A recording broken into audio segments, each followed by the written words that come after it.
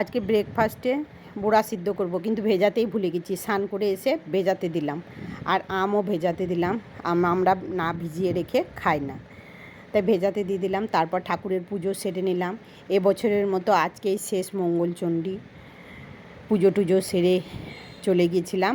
আমার পাশে মন্দির আছে, সেখানে মাকে একটু প্রণাম করে একটু প্রসাদ নিয়ে এলাম। বাড়ি ফিরেই একটু চা বসিয়ে দিলাম, চা খাবো। আদা, তেজপাতা, এলাচ দিয়ে চাটা করলাম। এদিকে বুড়া শুদ্ধটা বসিয়ে দিচ্ছি, আলু, কাঁচা লঙ্কা, লবণ দিয়ে সিদ্ধ করে নেব। আর আমার চা খেতে খেতে এটা সিদ্ধও হয়ে যাবে। চা আর দুটো টোস্ট বিস্কুট নিয়ে নিয়েছি। এই টোস্ট বিস্কুট খেতে আমার খুবই ভালো লাগে। এদিকে আমার সিদ্ধও কমপ্লিট।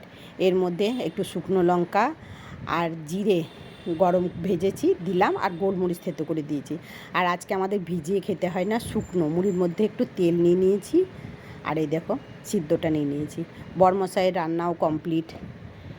এই কুমড়োর তরকারিটা নিরামিষ করেছি, ডাল, ডিম সিদ্ধ, পেঁয়াজ।